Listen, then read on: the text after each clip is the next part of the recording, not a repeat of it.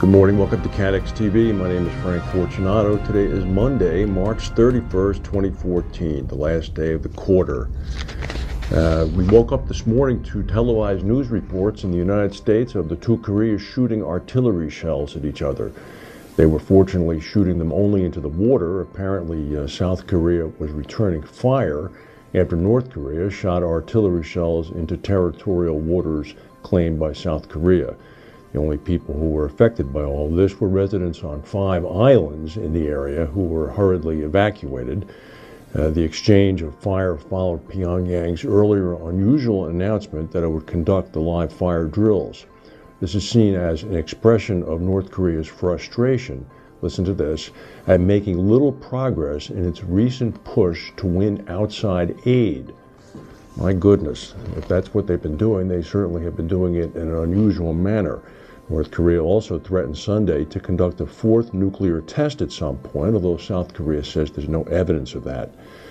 On Friday night, Southern California in the Los Angeles area was rocked by a moderate 5.1 earthquake. Caused damage to about 5 homes and 20 apartment buildings in the city of Fullerton. There so far have been 100 aftershocks in the area. The quake was preceded by 2 foreshocks.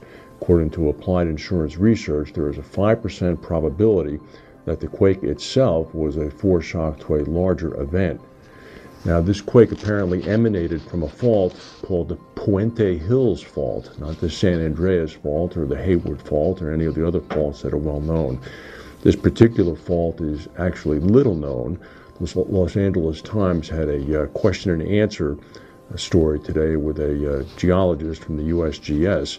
And the geologist was asked the question first, what would be the difference in shaking between a 5.1 quake and a truly large quake? And she responded by saying that the Friday night earthquake was caused by underground faults slipping for about half of a second. A 7.5 quake in the Puente Hills fault would cause the fault to slip for about 20 seconds. And the shaking would then go on far longer. The Puente Hills thrust fault is so dangerous because of its location, which runs from the suburbs of northern Orange County through the San Gabriel Valley and under the skyscrapers of downtown Los Angeles before ending in Hollywood.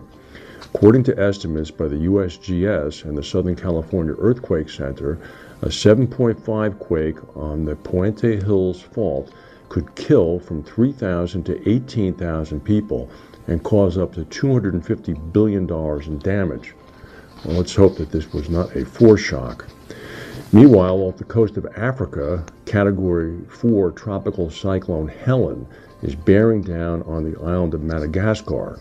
After an extraordinary burst of intensification brought the cyclone from a 60-mile-per-hour tropical storm to a high-end Category 4 storm with 150-mile-per-hour winds, and all this happened in just 24 hours. The inhabitants of the northwestern coastline of Madagascar have been warned to prepare for a, quote, worst-case scenario. The major Russian insurer Sogaz has written a comfort letter to London market brokers and markets on Friday, confirming that the Bank of Rossiya, which was slapped with American sanctions last week, no longer has a controlling stake in the insurer. Sogaz is dominant in the Russian energy sector and is understood to reinsure about 80 to 90% of its energy business, much of it in the Lloyd's market. Munich Re, Swiss Re, SCOR, Hanover, and Lloyd's syndicates are usually on the reinsurance panels.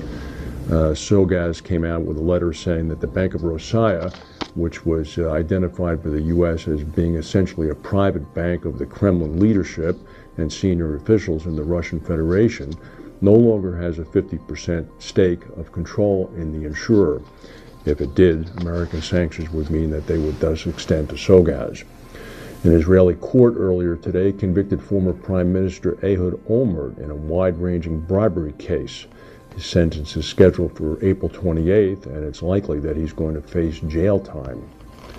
The rains that bedeviled rescuers in Washington State in Snohomish County in that little town of Oso are expected to lift this week, which will hopefully finally allow a complete recovery. That missing total of people, which had been stuck at 90 over the weekend, was reduced to 30. So now what we're talking about is 25 confirmed dead and 30 people still remaining missing. It's not known exactly if those 30 people are going to turn up. This landslide occurred on March 22nd, and there's still no resolution. Switzerland's competition regulator earlier today named 8 global banks it's investigating for possible manipulation of foreign exchange rates. The move is the latest in a global investigation of possible collusion between major banks to manipulate the trillion-dollar foreign exchange market. The Swiss named UBS, Credit Suisse, Zurich Cantonal Bank, Julius Baer, JP Morgan Chase, Citigroup, Barclays, and the Royal Bank of Scotland. Credit Suisse said it was, quote, astonished by the allegations. They said that the press release from the government contains incorrect references to Credit Suisse, and these allegations are both inappropriate and harmful to our reputation, but we will cooperate fully with the regulator. The United Nations came out with a new report this morning saying that global warming is driving humanity toward unprecedented risks. They warn that the changes have only just begun.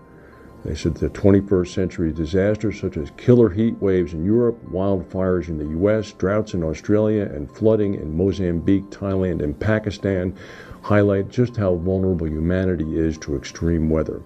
These dangers are going to worsen, says the report, as climate changes become even more pronounced. According to Princeton University Professor Michael Oppenheimer, one of the authors of the report, we're all sitting ducks. Buried deep in the 12,000-page report, which was 32 volumes in length, was some discussion about insurance-linked securities and other derivative products which could be used by those affected by the global warming to at least protect themselves financially. There's still no new word on Malaysian Flight 370. The search continues.